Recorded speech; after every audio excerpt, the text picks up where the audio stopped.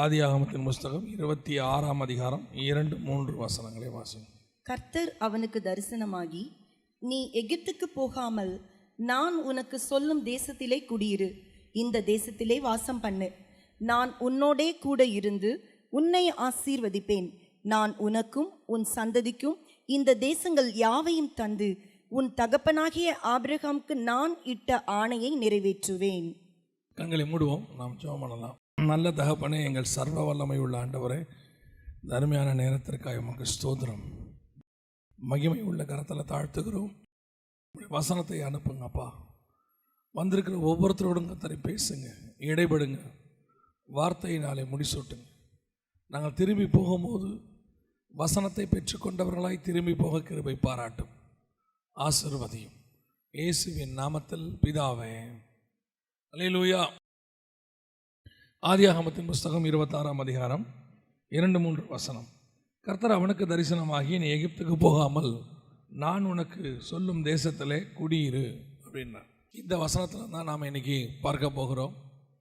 கர்த்தர் ஈசாக்குக்கு ஒரு வாக்குத்தத்தம் பண்ணுகிறார்.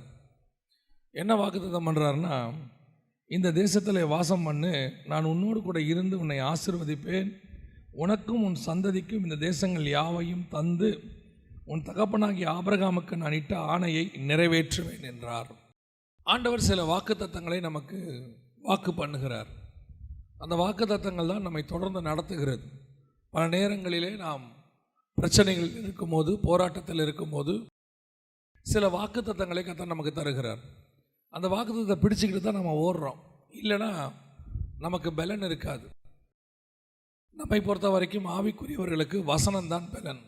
அந்த வசனம் தான் நம்மளை கடைசி வரைக்கும் ஓட வைக்கிது. அப்போ அந்தந்த சூழ்நிலைக்கு ஏற்ற மாதிரி ஒவ்வொருத்தருக்கும் கர்த்தர் ஒரு வாக்குத்தத்தம் தருகிறார். இந்த பைபிளில் இருக்கிற எல்லா வாக்குத்தத்தமும் நமக்கு உடையது. எப்போ வேணாலும் எதை வேணாலும் நம்ம சுதந்திரிக்கலாம். ஏன்னா அது அத்தனையும் கிறிஸ்து இயேசுவுக்குள்ளாக நமக்கு ஆமென்றும் ஆமென் என்றும் நிறைவேறுகிறது. அப்படி இருக்கும்போது அந்த வாக்குத்தத்தத்தை சுதந்திரிப்பதற்கு சில கட்டளைகளையும் கர்த்தர் வச்சிருக்கிறார். கட்டளைகள் இல்லாமல் வாக்குத்தத்தம் இல்லை. புதிய ஏற்பாட்டில் கிருபையின் காலம் அப்படின்னு சொல்லி, இந்த கிருபையின் காலத்தில் உங்களுக்கு எந்த கட்டளையும் கிடையாது, ஆண்டவர் உங்களை எப்படி இருந்தாலும் ஆசீர்வதிப்பார் அப்படின்னு ஒரு கூட்டம் சொல்லுது. உங்களை நீங்கள் எதுவுமே செய்ய வேணாம், ஒன்றுமே பண்ண வேணாம் அப்படின்னு. நல்லா கவனிச்சுக்கொள்ளுங்க. ஆண்டவர் எல்லா வாக்குத்தத்தங்களையும் நமக்கு தந்திருக்கிறார். ஆனால் அத்தனைக்கும் பின்னாடி நம்மக்கிட்ட ஆண்டவர் சில காரியங்களை எதிர்பார்ப்பார். அந்த காரியங்களை செய்தால் ஆண்டவர் நமக்கு தருவார். இப்போ பழைய ஏற்பாட்டில் நீங்கள் எடுத்துக்கிட்டிங்கன்னா, இந்த தேசத்தில் வாசம் பண்ணு, இதை நான் உனக்கு தருவேன், நான் காண்பிக்கும் தேசத்துக்கு போ, நான் உன்னை பெரிய ஜாதியாய் மாற்றுவேன். இப்படி ஆண்டவர் ஒவ்வொருத்தருக்கும் ஒவ்வொன்றும் சொல்லிக்கிட்டே தான் வருவார். புதிய ஏற்பாட்டிலையும் அப்படி தான். நான் சொல்லுகிற வரைக்கும் இப்போ எருசலேமில் தங்கி இருங்க, அப்பொழுது பரிசுத்த ஆவி உங்களிடத்துல வருவார். அப்போ அந்த போய் ஆண்டவர் சொல்கிறபடி செஞ்சாதான் பரிசுத்த ஆவி வருவார். ஸோ அந்த மாதிரி ஒவ்வொரு விஷயத்துலையும் கர்த்தர் சொல்கிறார். இப்போ போய் பவுலுக்கிட்ட சொல்வார், நீ போய் அந்த வீட்டிலே காத்து கொண்டிரு, உனக்கு செய்ய வேண்டியது அங்கேயே சொல்லப்படும். இப்போ ஒவ்வொருத்துக்கு பின்னாடி இதே மாதிரி தான் உங்களுக்கும் எனக்கும். ஒவ்வொரு வாக்குத்தத்தத்துக்கும் பின்னாடியும் கர்த்தர் சில கட்டளைகளை வச்சிருக்கிறார். அந்த வாக்குத்தத்தம் உங்களுக்கு நிறைவேற வேண்டுமானால் அந்த கட்டளைகளை நீங்கள் செய்ய வேண்டும். அது செய்யாமல் நடக்காது. எதுவுமே பண்ண மாட்டேன், எல்லாமே நடக்கும் அப்படின்னா நடக்காது. நீங்கள் சும்மா இருப்பீர்கள், நான் யுத்தம் பண்ணுவேன் அப்படின்னா நீங்கள் சும்மா இருக்கணும்னு அர்த்தம். சும்மா இருக்கிறது ரொம்ப சாதாரணமான விஷயம் இல்லை. நீங்கள் எதுவும் பண்ணாமல் இருக்கணும்னு அர்த்தம். நாம் சும்மாவே இருக்க மாட்டோம், ஏதாவது பண்ணுவோம். கர்த்தர் செய்ய சொல்கிற காரியத்தை செய்யணும். சும்மா இருக்குன்னு சொல்லும்போது சும்மா இருக்கணும். ஆண்டவர் சொல்கிற காரியங்கள் நிறைவேற வேண்டுமானால், இப்போ இந்த ஈசாக்குக்கு ஆண்டவர் சொல்கிறார், இந்த தேசத்தை நான் உனக்கு தருவேன். இது ஒரு நல்ல வாக்குத்தத்தம், நம்ம சுதந்திரிக்கணும். இதெல்லாம் நமக்கும் ஆண்டவர் தரார். ஆனால் இதை சுதந்திரிப்பதற்கு ஈசாக்கு கிட்ட ஆண்டவர் சில காரியங்களை சொல்லுகிறார். அதை தான் நாம் இன்றைக்கி பார்க்க போகிறோம். வாசிங்கள், 26ஆம் அதிகாரத்தில் 1வது வசனத்தை வாசிங்கள். ஆதியாகமம் 26:1 வாசிங்கள். ஆபிரகாமின் நாட்களில் உண்டான பஞ்சத்தை அல்லாமல் பின்னும் ஒரு பஞ்சம் தேசத்தில் உண்டாயிற்று. அப்பொழுது ஈசாக்கு பெலிஸ்தருக்கு ராஜாவாகிய அபிமெலேக்கினிடத்தில் கேராருக்கு போனான். இந்த தேசத்தை சுதந்திரிப்ப, இந்த தேசத்தில் நீ இருப்ப, இதில் வாசம் பண்ணு எல்லாம் சொல்கிற ஆண்டவர் நான் உனக்கு சொன்ன கட்டளைகள் எல்லாம் நிறைவேற்றுவேன், உங்கள் அப்பாவுக்கு கொடுத்த ஆணையை நிறைவேற்றுவேன் எல்லாம் சொல்கிறாரு. ஆனால் அதற்கு ஆண்டவர் சொல்லக்கூடிய ஒரே ஒரு கட்டளை, இந்த தேசத்தில் நீ வாசம் பண்ணு. குறிப்பாக சொல்கிறார், நீ எகிப்துக்கு போகாமல், 2வது வசனம், எகிப்துக்கு போகாமல் நான் உனக்கும் சொல்லும் தேசத்தில் குடியிரு, இந்த தேசத்தில் வாசம் பண்ணு. அப்போ அந்த கட்டளையை அவன் சுதந்திரிக்கணும்னா, கர்த்தர் சொன்ன அந்த வாக்குத்தத்தத்தை சுதந்திரிக்கணும்னா அந்த கட்டளையை அவன் செய்யணும், அந்த தேசத்தில் அவன் குடி இருக்கணும். ஆனால் கர்த்தர் சொல்கிற தேசம் எப்படி இருக்குன்னு பாருங்கள். 1வது வசனம் சொல்லுது, ஆபிரகாமின் நாட்களில் உண்டான பஞ்சத்தை அல்லாமல் வேறொரு பஞ்சம் தேசத்தில் உண்டாயிற்று. கர்த்தர் சொல்கிற இடம், கர்த்தர் தான் சொல்கிறாரு இங்கேயே நீ குடியிருன்னு, இதை தருவேன்னு வேற சொல்கிறாரு. ஆனால் வசனம் சொல்லுது என்ன உண்டாயிற்று? பஞ்சம் உண்டாயிற்று. நாம் பல நேரத்தில் என்ன சொல்ல நினைக்கிறோம், கர்த்தர் வாக்குத்தத்தம் பண்ணால் எல்லாமே சுமூகமாக நடக்கும், எல்லாமே ஓப்பன் டோராக தான் இருக்கும் அப்படின்னு அர்த்தம் இல்லை. எல்லாமே ஓப்பன் டோராக இருக்கும், சுமூகமாக இருக்கும். அதே நேரத்தில் சில காரியங்களை கர்த்தர் அனுமதிக்கிறார். அந்த அனுமதியை நீங்கள் கடந்து தான் வரணும். முதல் தடவை எகிப்திலிருந்து கானானுக்கு, மீதியான் தேசத்துக்கு மோசே புறப்பட்டு போனார். அவர் புறப்பட்டு போகும்போது இல்லாத பிரச்சனை 2வது முறை புறப்பட்டு போகும்போது ஜனங்களை எல்லாம் கூட்டிகிட்டு போகிறார். முதல் தடவை பார்வோனால் விரட்டப்பட்ட போது மீதியான் தேசத்தில் போய் 40 வருஷம் குடியிருக்கிறார். முதல் தடவை போகும்போது மோசேக்கு எந்த பிரச்சனையும் இல்லை. 2வது தடவை போக சொல்கிறார், இதே ஜனங்களை கூட்டிகிட்டு கானானுக்கு போன்றார். போகும்போது எவ்வளோ பிரச்சனை பாருங்கள். செங்கடல் வருது, எகிப்தியர் துரத்துறாங்க, அதுக்கு பிறகு கசப்பு வருது, மாறாவி நீர் கசப்பாக இருக்குது, வெயில் வருது, எல்லாம் இருக்குது, எல்லா பிரச்சனையும் வருது. கர்த்தர் தான் வாக்கு பண்ணார், போன்னு சொல்கிறார். நீங்கள் என்ன நினைக்கிறீங்க, கர்த்தர் எனக்கு வாக்கு பண்ணார், ஏன் எனக்கு இவ்வளோ பிரச்சனை வருது அப்படின்னா, அவைகளுக்கு நடுவில் நீ கடந்து போய் சுதந்திரிக்க வேண்டும் என்பதுதான் கர்த்தருடைய திட்டம். கர்த்தர் சொன்னால் எல்லாமே கரெக்டாக இருக்கும், ஆனால் கூட இதுவும் வரும். இப்போ அந்த வசனத்தில் ரொம்ப ஸ்பெஷாலிட்டி என்ன தெரியுமா, அந்த 1வது வசனத்தில் கர்த்தர் சொல்லும் போது அழகாக மென்ஷன் பண்ணுற வார்த்தையை பாருங்கள். ஆபிரகாமின் நாட்களில் உண்டான பஞ்சத்தை அல்லாமல். ஏன் திடீர்னு ஆபிரகாமுடைய பஞ்சத்தை ஞாபகப்படுத்துறாரு? ஆபிரகாமுக்கும் இதே மாதிரி ஒரு பஞ்சம் வந்துச்சு, ஈசாக்குடைய அப்பாவுக்கும் இதே மாதிரி ஒரு பஞ்சம் வந்துச்சு. ஆனால் அவர் என்ன பண்ணார் தெரியுமா, அவர் நேராக எகிப்துக்கு போயிட்டார், தென் திசைக்கு போயிட்டார். எகிப்துக்கு போய் பார்வோன்கிட்ட போய் இது என் தங்கச்சின்னு சொல்லி சாராள, அதற்கு பிறகு புறப்பட்டு வந்தார். ஆனால் அதனால் வந்த விளைவு என்ன, பஞ்சம் வருது. அந்த தேசத்தில் கர்த்தர் வாக்குத்தத்தம் பண்ண தேசம் கானான் தேசம், அங்கே தான் இருக்கிறார். திடீர்னு பஞ்சம் வந்த உடனே புறப்பட்டு நேராக எகிப்துக்கு போயிட்டார். அங்கே போயிட்டு ரிட்டர்ன் ஆகும்போது தான் அவருக்கு ஆகார் கூட வராங்க. ஏன்னா பார்வோன் வேலைக்காரர்களையும் வேலைக்காரிகளையும் கொடுத்தான்னு இருக்கு. அப்போ தான் ஆகார் கூட வராங்க. ஆகார் வந்தாங்க. 16ஆம் அதிகாரத்தில் ஆகார் இஸ்மவேலை பெற்றெடுக்கிறாங்க. இஸ்மவேல் துஷ்ட மனுஷனாக இருப்பான் என்று வசனம் சொல்லுகிறது. கடைசி வரைக்கும், இன்னைய வரைக்கும் இஸ்ரவேலுக்கு துஷ்ட மனுஷனாக, ஆபத்தாக இஸ்மவேல் இருக்கிறான். அதைத்தான் உங்களுக்கு சொல்கிறேன். பஞ்சம் வரும்போது அதில் ஒரு லூப் லைன் தேடக்கூடாது. இதுலேருந்து விடுதலை ஆகிறதுக்கு என்ன பண்ணணும் அப்படின்னு சில நேரத்தில் நம்ம அறிவை யூஸ் பண்ணுவோம். இப்போது நகோமி நம்ம எல்லாருக்கும் தெரிஞ்ச ஒரு விஷயம், ரூத் புஸ்தகத்தில் இருக்குது. இப்போ அவங்களுக்கு பஞ்சம் வந்துச்சு, உடனே கிளம்பி மோவாபுக்கு போயிட்டாங்க. மோவாபுக்கு போய் அங்கே தங்கி தன்னுடைய 2 பிள்ளைகள், கணவன் எல்லாத்தையும் இழந்துட்டாங்க. இப்போ அவங்க பெத்லகேமிலே கர்த்தர் போஷிக்கிறார் என்று சொல்லி திருப்பி மோவாபை விட்டு பெத்லகேமுக்கு வராங்க. இதோட அர்த்தம் என்ன, எங்கே ஆசீர்வாதம் இருக்குதோ அங்கே போகிறது, எங்கே பிரச்சனை இருக்குதோ அங்கேருந்து விலகணும்னு நினைக்கிறது, அந்த இடத்த விட்டு ஓடிடணும்னு நினைக்கிறது. ஆனால் ஆண்டவர் சொல்கிறாரு, நான் உன்னை சொன்ன இடத்துல குடியிரு. நான் உன்னை சொன்னேன்னா அங்கே பஞ்சம் வந்தாலும் நீ அங்கே இரு, நான் உன்னை அங்கே ஆசீர்வதிக்க வல்லமை உள்ள தேவனாக இருக்கிறேன். இந்த ஊழியத்தின் பாதையாக இருக்கட்டும், ஆவிக்குரிய வாழ்க்கையாக இருக்கட்டும், பிரச்சனை இல்லாமல் ஆசீர்வாதத்தை பெற்றுக்கொண்டவங்க கிடையாது.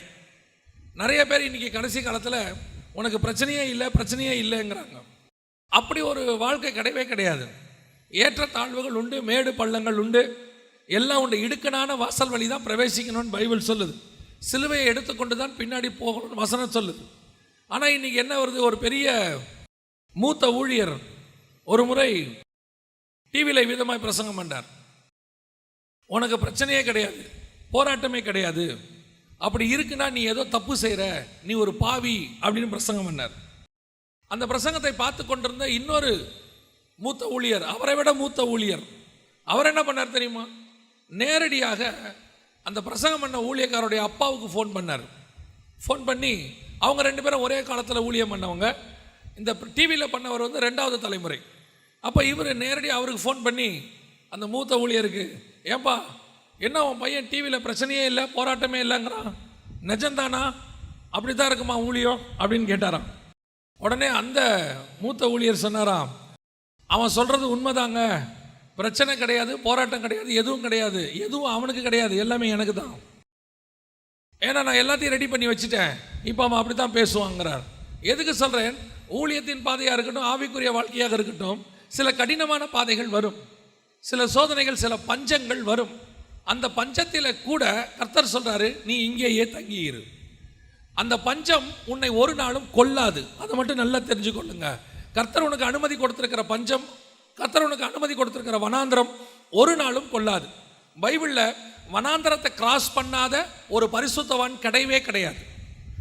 வனாந்திரத்தை கிராஸ் பண்ணாதவங்க, ஆபிரகாம் வனாந்திரத்தை கிராஸ் பண்ணியிருக்கிறார், ஈசாக்கு வனாந்திரத்தை கிராஸ் பண்ணியிருக்கிறார், யாக்கோபு வனாந்திரத்தை கிராஸ் பண்ணியிருக்கிறார், இஸ்ரவேல் ஜனங்கள் வனாந்திரத்தை கிராஸ் பண்ணியிருக்கிறாங்க, எலியா வனாந்திரத்தை கிராஸ் பண்ணியிருக்கிறார், எலிசா வனாந்திரத்தை கிராஸ் பண்ணியிருக்கிறாரு, இயேசு கிறிஸ்து வனாந்திரத்திற்கு போனார், பவுல் வனாந்திரத்திற்கு போனார். வனாந்திரத்துக்கு போகாத பரிசுத்தவான்கள் கிடையாது. யோசேப்பு, தானியேல், யாரை வேணாலும் எடுத்துக்கோங்க.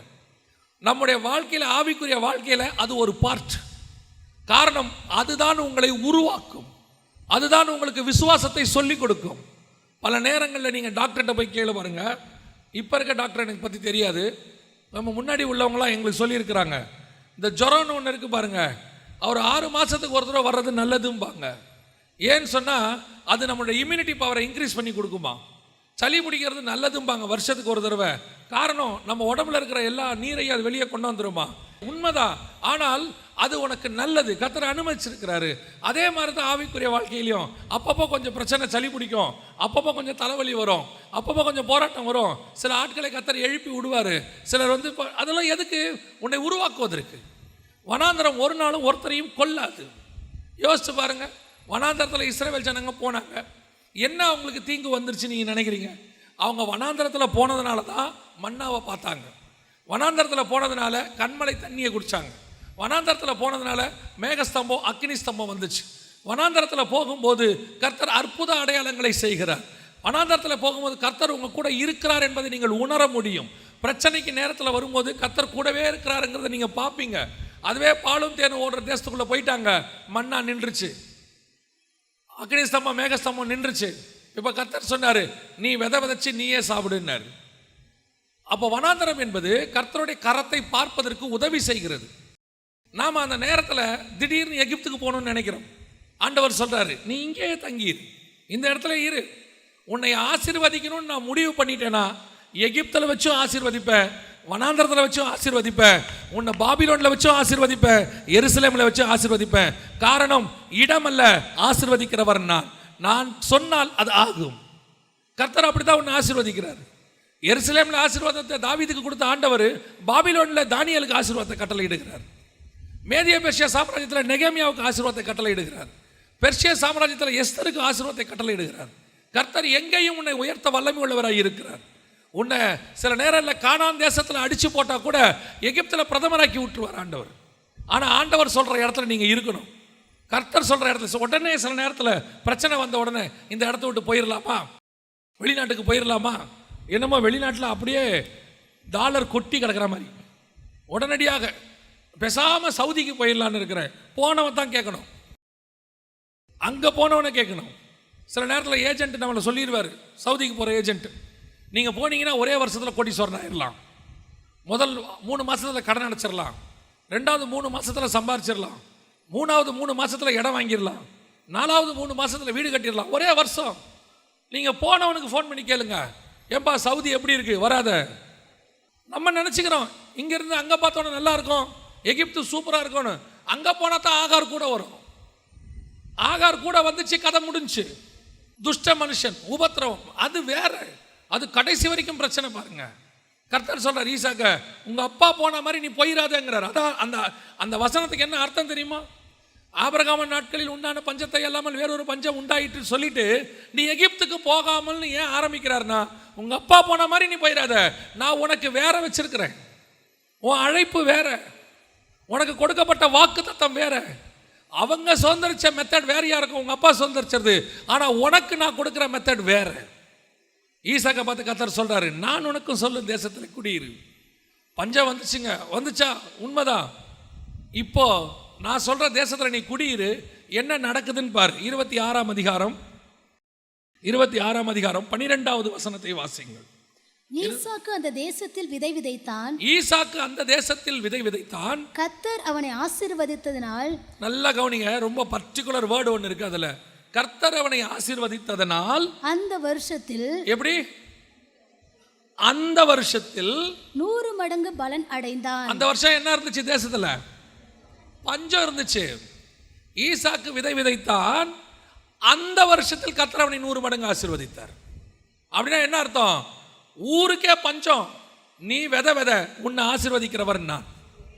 பஞ்சம் எல்லாருக்கும் பஞ்சம் தாயா, பஞ்சம் ஒரு மாற்று கருத்தும் இல்லை. ஆனா நான் சொல்ற தேசத்தில் நீ குடியிரு. நீ அங்கே இரு. பஞ்சத்துக்கு நடுவில் உன்னை எப்படி ஆசீர்வதிக்கணும்னு எனக்கு தெரியும். நான் உன்னை ஆசீர்வதிப்பேன். நீ ஓடாத. அந்த இடத்த தேடி ஓடுறது இந்த சிலர் முடிவு எடுக்கிறா, பேசாம இதை விட்டுட்டு அங்க போயிடலாமா, இதை விட்டுட்டு இங்கே போயிடலாமா. எங்கேயும் போகாது. கர்த்தர் சொல்லுகிற இடத்தில் குடியிரு. இந்த கர்த்தர் சொல்ற இடங்கிறது ரொம்ப இம்பார்ட்டன்ட். கர்த்தர் ஒரு இடத்த உனக்குன்னு குறிச்சு வச்சிருப்பாரு. அந்த பர்டிகுலர் பிளேஸ் அங்க இருந்தாதான் ஆசீர்வாதம். ஊழியத்தின் பாதையாக கூட இருக்கட்டும், கர்த்தர் உனக்கு சொன்ன இடத்துல நீ ஊழியம் பண்ணு. நீ ஒண்ணுமே பண்ண வேண்டாம், ஊழியம் தானாய் வளரும். நீ கர்த்தர் சொல்லாத இடத்துல விதை கஷ்டப்பட்டு எவ்வளவு பண்ணாலும் உன்னுடைய பாடுகள் பிரயாசம் விருதாவாய் போகும். ஆண்டவர் ஈசாக்கை பலி கொடுக்க சொல்லி ஆபிரகாமை கூட்டிட்டு வர சொல்லிட்டார். ஆனா ஆபிரகாம் கூட்டிட்டு வந்து எல்லா இடத்துலையும் பலி கொடுக்கல. அந்த 22ஆம் அதிகாரம் என்ன அழகா சொல்லுது பாருங்க. அவன் கூட்டிட்டு வந்து கர்த்தர் தனக்கு குறித்த இடத்தில், அந்த வசனம் பாருங்க, 22:9 வாசிங்க. தேவன் அவனுக்கு சொல்லி இருந்த இடத்துக்கு வந்தார்கள். தேவன் அவனுக்கு சொல்லி இருந்த இடத்திற்கு வந்தார்கள். அங்கே ஆபிரகாம் ஒரு பலிபீடத்தை உண்டாக்கி, அவன் மலைக்கு வந்துட்டான். ஆனா கர்த்தர் சொன்ன இடத்துக்கு வந்து பலியிட்டான். கர்த்தர் சொன்ன இடத்துக்கு நீ வந்து பலியிட்டினா ஏற்கனவே உனக்கு ஒரு ஆடு அங்க ரெடியா இருக்கும்னு அர்த்தம். வேற எந்த இடத்துக்கு ஆபிரகாம் போயிருந்தாலும் ஈசாக்குக்கு பதிலா அங்க ஆடு இருந்திருக்காது. ஏன்னா கர்த்தர் ஆடை ரெடி பண்ணி வச்சுட்டு தான் ஈசாக்கை கூட்டிட்டு வர சொல்லியிருக்கிறார். உன்னை ஒரு இடத்துல ஆண்டவர் இருக்க சொல்றாருன்னா உன் தேவைகளை எல்லாவற்றையும் அங்க ரெடி பண்ணி வச்சுட்டு தான் கர்த்தர் அங்க இருக்க சொல்றாரு. நம்ம நினைச்சுக்கிறோம், என்னங்க இப்படி பஞ்சம், ஆண்டவர் ஏன் என்ன இந்த பஞ்சத்தில் இருக்க சொல்றாரு? நீ பஞ்சத்தின் நடுவில் இரு. உன் தேவைகளை எல்லாம் சந்திப்பதற்கு கர்த்தர் அங்க எல்லாம் ரெடி பண்ணி வச்சிருக்கிறார். எல்லாரையும் நீங்க பார்க்காதீங்க. எல்லாருக்கும், ஆமா, எல்லாருக்கும் கேஸ் விலை ஏறிடுச்சு, உங்களுக்கும் ஏறிடுச்சு, எனக்கும் ஏறிடுச்சு. ஆனால் உங்களை என்னையும் வாங்கும்படி கர்த்தர் அதை பலப்படுத்துவார். அல்லேலூயா. நமக்கு மட்டும் கேஸ் விலை குறையாது, பெட்ரோல் விலை உங்களுக்கு மட்டும் குறையாது. கர்த்தர் நமக்கு கொடுத்த பெரிய கிருபை என்ன தெரியுமா? பாக்கெட்டில் பணம் இருக்கோ இல்லையோ, ஆனால் பார்த்தா நம்மளை பார்த்தா பணக்கார மாதிரியே இருக்கும். அது கர்த்தர் நமக்கு முகத்தில் வச்சிருக்கிற ஆவிக்குரிய சந்தோஷம். ஊருக்கே பஞ்சம், ஆனால் கர்த்தர் நம்மளை ஆசீர்வதிப்பார். அந்த வருஷத்தில் பஞ்சம் இருக்கிற அதே வருஷத்தில் அதை விட பெரிய ஆசீர்வாதம் என்ன தெரியுமா? அந்த வசனத்தை திருப்பி வாசிங்க பார்ப்போம். ஈசாக்கு அந்த தேசத்தில் விதை விதைத்தான். கர்த்தர் அவனை ஆசீர்வதித்ததினால் அந்த வருஷத்தில் 100 மடங்கு பலன் அடைந்தான். அர்த்தம் என்ன தெரியுமா? அவன் விதைச்சதுல ஒண்ணு கூட வீணா போல. சாதாரணமா எப்பேற்பட்ட விவசாயி விதைச்சாலும் ஒரு 10% விதையாவது வீணா போகும், ஒரு 5% வீணா போகும். அதாவது அது வந்து என்ன சொல்லுவாங்கன்னு சொன்னா டிப்ரிசியேஷன் சொல்லுவாங்க. டாக்ஸ்ல போனீங்கன்னா அது ஒரு டிப்ரிசியேஷன். கொஞ்சம் போகும், கொஞ்சம் கழிவு இருக்க தான் செய்யும். எதை வேணா எடுத்துங்க, ஒரு கழிவு இருக்கும். ஆனா கர்த்தர் சொல்ற இடத்துல நீ விதைச்சினா ஒண்ணு கூட உனக்கு வீணா போகாது. 100% கர்த்தர் ஆசீர்வதிக்க வல்லமை உள்ளவராக தேவன் இருக்கிறார். இது முடியுமா? சாத்தியமா? கர்த்தர் ஒருவரால் அது சாத்தியம். ஆனா நீ கர்த்தர் சொல்ற இடத்துல இருக்கணும், கர்த்தர் சொல்றதை செய்யணும், கர்த்தர் என்ன பண்ண சொல்றாரோ அதை செய்யணும்.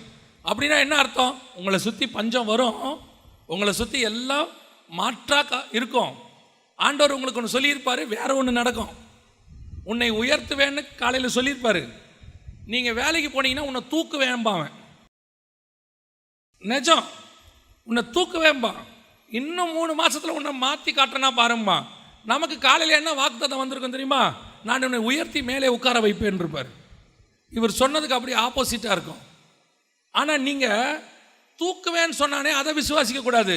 உட்கார வைப்பேன்னு சொன்னாரே அதை விசுவாசிக்கணும். ஏன்னா அதுதான் நடக்கும், இது நடக்காது. உன்னை தூக்குவேங்கிறவரை கர்த்தர் தூக்கிடுவாரு. உன்னை உட்கார வைக்கிறேன்னு சொன்னவர் கொண்டு போய் உன்னை உட்கார வச்சிருவார். அல்லேலூயா. சொல்லியும் செய்யாதிருப்பாரோ, வசனத்தும் நிறைவேற்றாதிருப்பாரோ, அவர் சொன்னா 100% செய்வார். அவர் சொன்ன காரியம் சொல்லும் போது நடக்காதபடி இருக்கும், ஆனால் கர்த்தர் சொன்னா 100% நடக்கும். அல்லேலூயா. எத்தனை பேர் விசுவாசிக்கிறீங்க? நாம் பஞ்சத்துக்கு நடுவில் இனி கடந்து போகிறோம், அதான் ரொம்ப முக்கியம். ஆனால் ஒன்று மட்டும் நிச்சயம், எவ்வளவு பெரிய பஞ்சம் தேசத்தில் உலகத்தில் வந்தாலும் கூட ஒரு விதவையின் வீடை கர்த்தர் நமக்கு ஆயத்தம் பண்ணி வச்சிருப்பார். ஆண்டவர் சொன்னாரு, அதுக்கு முன்னாடியே கர்த்தர் ஆயத்தம் பண்ணி இருந்தார். வசனத்தில் எலியா பஞ்சம் வந்தபோது போய் கேரித்தாற்றங்கரையில் தங்கி இருந்தார். காலையிலையும் மாலையிலையும் அவருக்கு காக்கா கொண்டு வந்து ஆகாரம் கொடுத்தது. இந்த செய்தியை அதுக்கு முன்னாடி பல இடத்துல எடுக்க வச்சார் ஒரு 6 மாசமா. நம்ம இது சம்மந்தமே இல்லாமல் எடுத்துக்கிட்டு இருக்கிறோம். இந்த சிச்சுவேஷன் வந்த உடனே கர்த்தர் சொன்னார், நீ தானே பிரசங்கம் பண்ண, இது உனக்கே அப்ளை ஆகும் பாருன்னார். திடீர்னு லாக்டவுன் போட்டாச்சு. நான் அந்த மாசத்துல 4 வாரமும் மீட்டிங் கேன்சல். தெரியுமா உங்களுக்கு?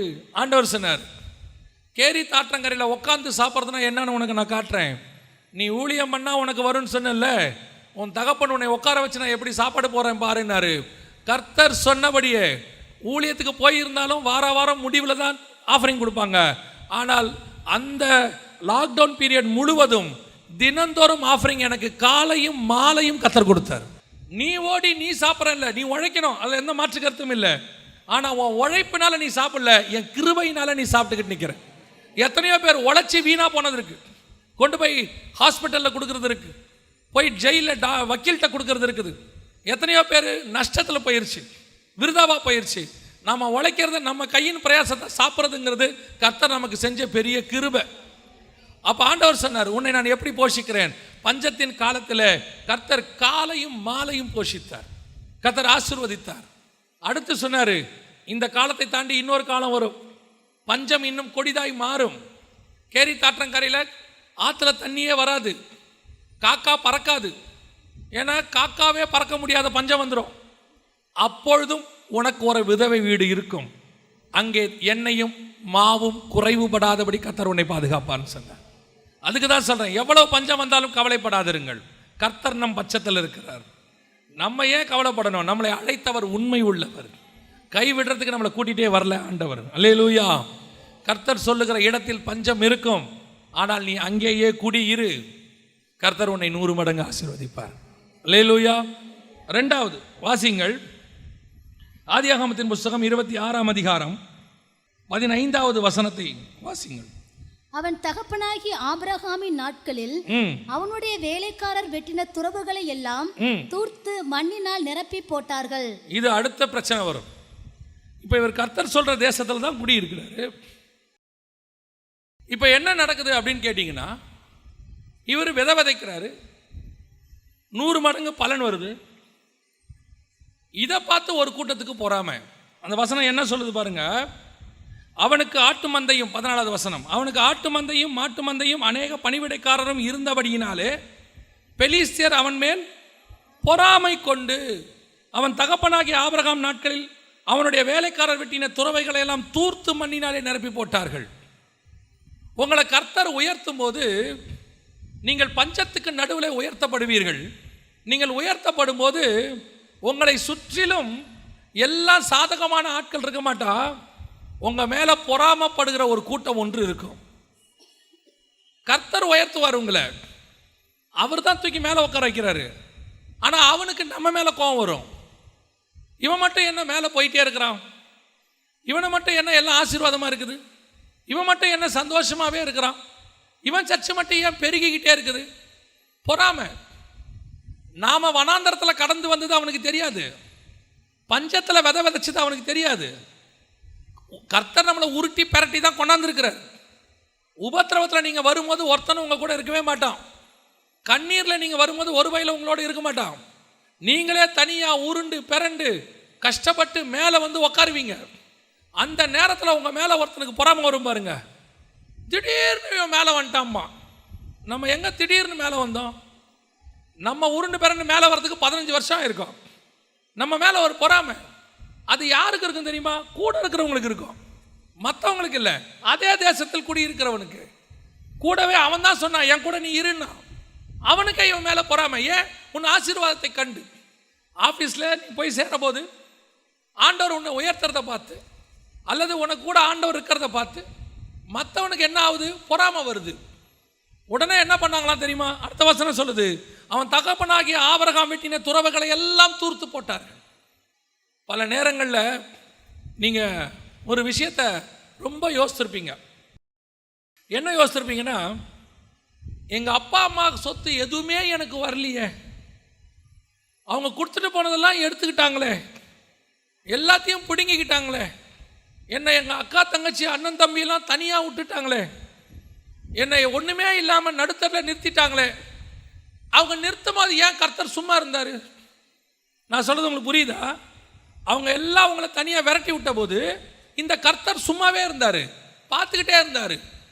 அபிமெலேக்குடைய ஆட்கள் வந்து மண்ணை தூக்கி போடுறான், துறவை மூடுறான், தூர்த்து போடுறான்.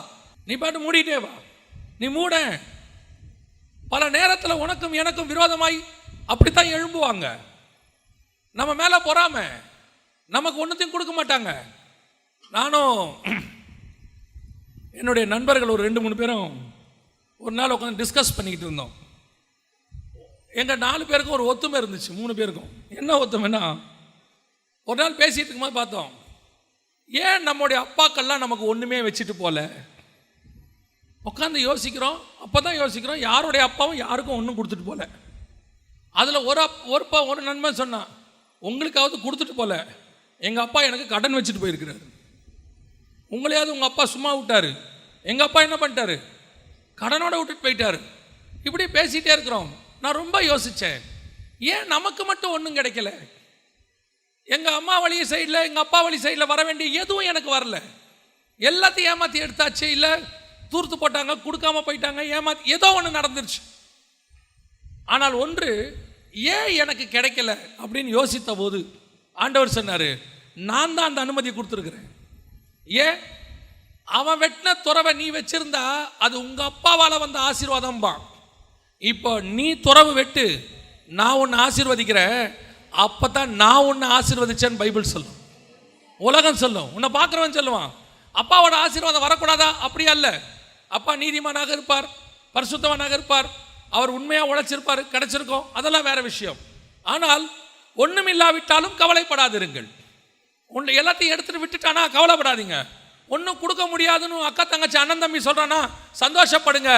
எனக்கு ஒரு துறவை கத்தர் வெட்ட போகிறாரு, அது எனக்குன்னு வெட்டுற துறவு. அதை தூர்த்து போட யாராலையும் முடியாது, அது என்னுடைய துறவு. அப்படியே நிறைய பேர் நம்மளை பற்றி பல நேரங்களில் சொல்லும் போது என்ன, அவங்க அப்பா நிழலில் வந்தவருங்க, அவங்களுக்கு அவங்க அப்பா எல்லாத்தையும் வச்சுட்டு போயிட்டாரு, அவருக்கு என்ன கவலை? உண்மைதான். ஆனால் பஞ்சத்துக்கு நடுவில் எத்தனை அப்பா வச்சுட்டு போனதை பையன் நாசம் பண்ணிட்டான், எத்தனை அப்பா வச்சுட்டு போனதை பிள்ளைகள் நாசம் பண்ணிட்டு ஒன்றுமில்லாமல் பண்ணிட்டாங்க. ஆனால் கர்த்தர் நமக்கோ அதை இருக்கும்படி கிருபை பாராட்டினார். நான் உங்களுக்கு சொல்லுகிறேன், அப்படி ஒருவேளை உன் தாய் தகப்பன் வழியாக எதுவும் வராமல் போனாலும், இருந்ததை எல்லாம் எடுத்துக்கொண்டு விட்டாலும், ஒருவேளை உன் தாய் தகப்பன் உனக்கு வச்சுட்டு போனதை அவர்கள் உன்னை ஏமாற்றி கொண்டு போனாலும், கேஸு போட்டு வாங்கி விட்டாலும், உன்னை நடுத்தருவில் நிறுத்தி விட்டாலும் கவலைப்படாதிரு. உனக்கொன்று ஒரு துறவு உண்டு, அதை கர்த்தர் வெட்ட வைப்பாரு. அந்த துறவை தூர்த்து போட ஒருத்தனாலையும் முடியாது. அது கர்த்தர் உனக்கு கொடுத்த துறவு, அதுதான் நிரந்தர துறவு. கர்த்தர் நம்மளை ஆசீர்வதிக்கிற ஆசீர்வாதம் தாங்க பெரிய ஆசீர்வாதம். ஒரு விஷயத்தை பயனீர் பண்ணுறதுங்கிறது எவ்வளோ பெரிய விஷயம் தெரியுமா? அதை உன்னை கொண்டு கர்த்தர் செய்வார். யோசிச்சு பாருங்க. இப்போ அப்பா கொடுத்ததெல்லாம் போச்சு, இனி ஈசாக்கு வந்து யாரும் எதுவும் சொல்ல முடியாது. அவங்க அப்பா செல்வ சீமானுங்க, கொடுத்துட்டு போயிட்டாரு, அவன் நல்லா இருக்கிறான். இல்லைப்பா, எங்கள் அப்பா கொடுத்ததெல்லாம் போச்சு, அதெல்லாம் முடிஞ்சிருச்சு, இப்போ நான் வெட்டுறேன் துறவு, நான் வெட்ட போகிறேன். அடுத்து வாசிங்க வசனம், 19வது வசனம் வாசிங்க. ஈசாக்குடைய வேலைக்காரர் பள்ளத்தாக்கிலே வெட்டி அங்கே சுரக்கும் நீரூற்றை கண்டார்கள். கேராரூர் மேய்ப்பர் இந்த தண்ணீர் தங்களுடையது என்று சொல்லி ஈசாக்குடைய மேய்ப்பருடனே வாக்குவாதம் பண்ணினார்கள். அவர்கள் தன்னுடைய வாக்குவாதம் பண்ணினபடியால் அந்த துறவுக்கு ஏசேக்கு என்று பெயரிட்டான். இது அடுத்த லெவல், உங்கள் ஆசீர்வாதத்தினுடைய அடுத்த லெவல். என்னங்க ஆசீர்வாதம் லெவலுங்கிறீங்க? இருக்கிற துறவை அவன் எடுத்துகிட்டு போயிட்டான் இருக்கு. நீங்கள் ஆசீர்வாதம் லெவலுங்கிறீங்களே, ஆமாம். சில நேரங்களில் நாம் கஷ்டப்பட்டு உழைச்சி கொண்டு வரும்போது அதை வேறு ஒருத்தர் தனக்கென்று சொந்தம் கொண்டாடுவார்கள். இது இப்போ ஆபிரகாமின் துறவுலாம் இல்லை, ஆபிரகாமின் துறவுலாம் கிடையாது. இது ஈசாக்கின் துறவு. அவன் தான் வெட்டினான், அவன் வேலைக்காரர் தான் வெட்டினாங்க, அதில் தண்ணி வந்துச்சு, கர்த்தர் தான் ஆசீர்வதிச்சார். அதையும் ஒரு சிலர் எடுத்துக்கொண்டார்கள், அதையும் ஒரு சிலர் வாக்குவாதம் பண்ணினார்கள். இதுதான் ஆசீர்வாதத்தின் லெவல். அடுத்த லெவலுக்கு போகும்போது உன் பிரச்சனையும் அடுத்த லெவலுக்கு போகும். இது எப்படி இருக்கும் தெரியுமா? இன்றைக்கி நாங்கள் ஊழியத்தின் பாதையில் இருக்கும்போது நிறைய ஃபோன்ஸ் வரும். அதில் ஒரு சிலர்லாம் கேட்கும்போது நமக்கே கோபமாக வரும். அவங்க கஷ்டப்பட்டு கொஞ்சம் வச்சிருக்கிறாங்க, அந்த கொஞ்சத்தையும் ஒரு சிலர் ஏமாற்றி எடுத்துகிட்டு போயிடுறாங்க. அவங்க ஏதோ சிறுக சிறுக கொஞ்சம் சேர்த்து வைக்கிறாங்க, அதையும் என்னதுன்னு எடுத்துகிட்டு போகிற ஒரு கூட்டம் இருக்குது. ஏமாற்றி கொண்டு போகிற கூட்டம், வாக்குவாதம் பண்ணுகிற கூட்டம். ஆனால் அதில் ஒரு பெரிய, எனக்கு இந்த இதை படிக்கும் போது எனக்கு ரொம்ப ஆச்சரியப்பட்ட ஒரு விஷயம் என்ன தெரியுமா? ஈசாக்கு இவ்வளோ வாக்குவாதம் பண்ணுறாங்க, விட்டு கொடுத்துட்டே போவான்.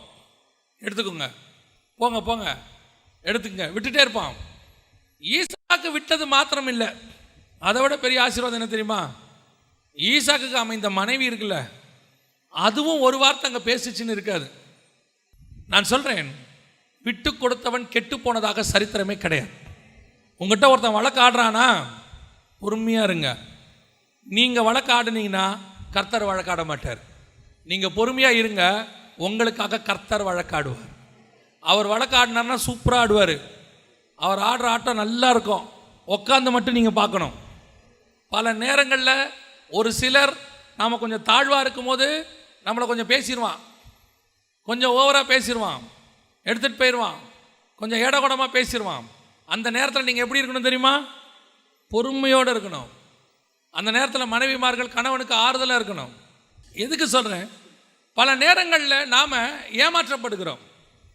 ஏமாறாத ஊழியக்காரன் கொஞ்சம் பேர் தான். அந்த ஊழியக்காரமாக ஏமாற மாட்டாங்க, அப்படியே பார்த்துக்கிட்டே இருப்பாங்க. சில நேரங்களில் நாம் ஏமாற்றப்படுகிறோம். நம்மளதை எடுத்துகிட்டு போயிடுறான், கொடுக்க முடியாதுங்கிறான், என்ன பண்ணுவேங்கிறான். என்கிட்ட அவனை தெரியும் இவனை தெரியும்பா, விட்டுரு அவனை, பரவாயில்ல. உனக்கும் எனக்கும் வழக்காடுகிற ஒருவர் இருக்கிறார். ஏமாத்திட்டு எவ்வளோ தூரம் போயிடுவான், உன்னை எண்ணியும் பேசிட்டு அவன் எவ்வளோ தூரம் போயிடுவான் வாக்குவாதம் பண்ணிட்டு. வசனம் சொல்லுது, கடைசியாக எவன் வாக்குவாதம் பண்ணானோ அவனே வந்து இவங்கிட்ட சரண்டர் ஆகிற அளவுக்கு கர்த்தர் அவனை ஆசீர்வதிச்சிட்டார். அல்லேலூயா. அந்த வசனம் வாசிங்க. அப்பொழுது அவன் என்ன சொல்றான் பாருங்க, 26ஆம் அதிகாரம் ஆதியாகமத்தின் புஸ்தகம் 28வது வசனம் வாசிங்க. அதற்கு அவர்கள், நிச்சயமாய் கர்த்தர் உம்மோடே கூட இருக்கிறார் என்று நிச்சயமாய் கர்த்தர் உன்னோடு கூட இருக்கிறார் என்றும் கண்டோம். ஆகையால் எங்களுக்கும் உமக்கும் ஒரு ஆணை ஏற்பாடு உண்டாக வேண்டும் என்று. இவன் யார் தெரியுமா? இவன் தான் உன் துறவை எடுத்தவன், துறவை தூத்து போட்டவன், வாக்குவாதம் பண்ணவன், இந்த ஊர்ல நீ இருக்க கூடாதுன்னு சொன்னவன், நீ எப்படி இருக்கிற நான் பார்க்கிறேன்னு சொன்னவன்.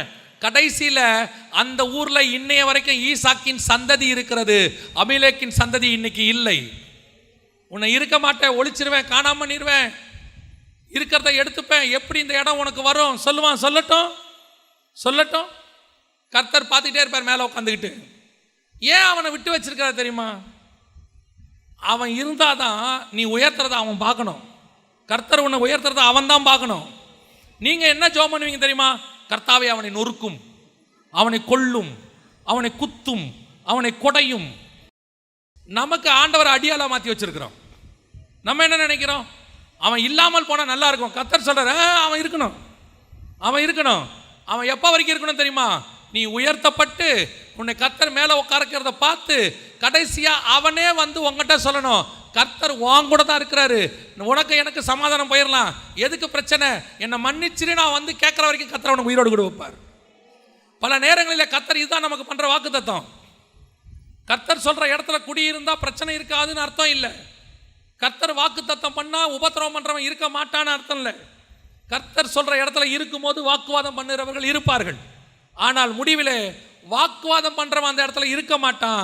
பொறுத்து போன நீயும் நானும் தான் அந்த இடத்துல இருப்போம். காரணம், கர்த்தர் நம்மோடு கூட இருக்கிறார். ஒரு நாளும் கவலைப்படாதிருங்க. ஏமாத்திட்டானா விட்டுருங்க, பரவாயில்ல.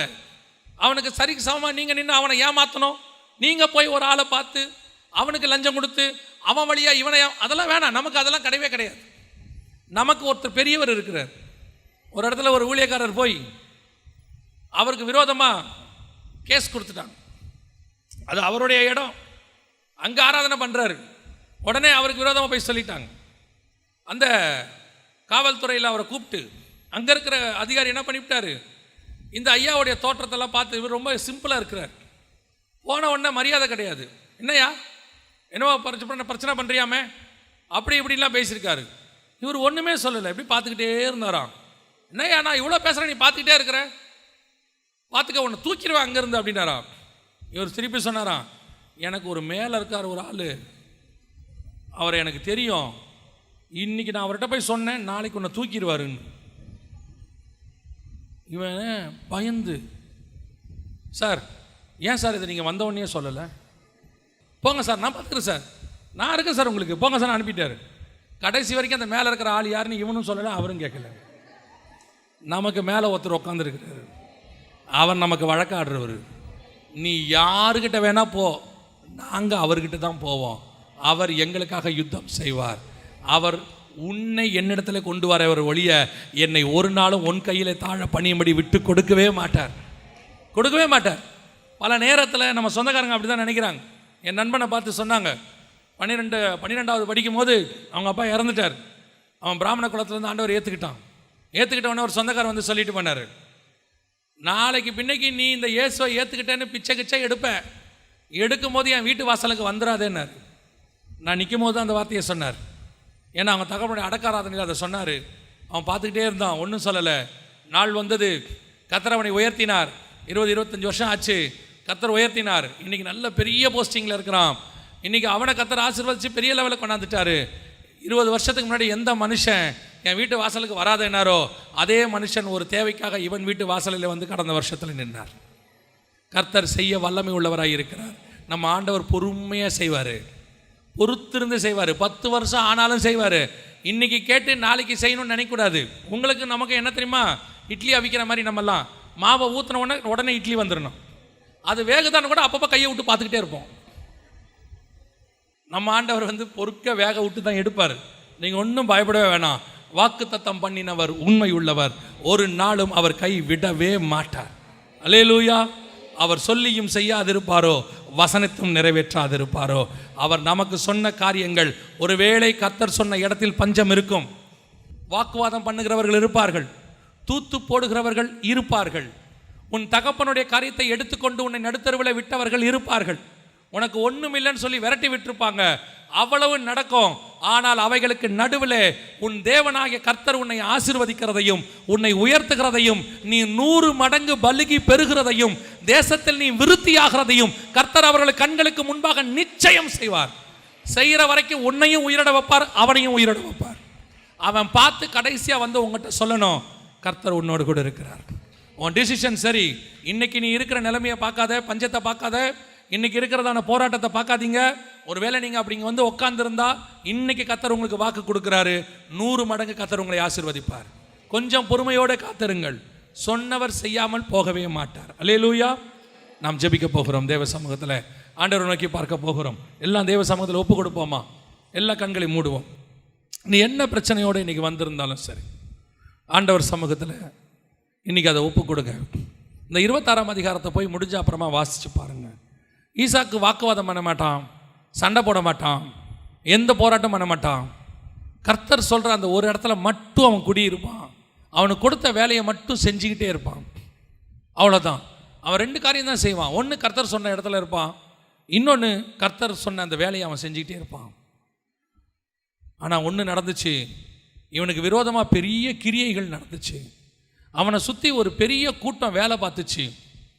அவனை சுற்றி பெரிய ஒரு கூட்டம் அவனை ஒழிச்சு கட்டுறதுக்கான பிளான் எல்லாம் பண்ணுச்சு. ஈசாக்கு எந்த பிளானும் பண்ணலை. ஈசாக்கு யாருக்கிட்ட போய் முறையிடவும் செய்யலை. ஈசாக்கு எதை குறித்து கவலைப்படவும் செய்யலை. ஒன்று மட்டும் அவன் பார்த்தான், நான் எனக்கு வாக்குத்தத்தம் பண்ணினவரை நம்புகிறேன்.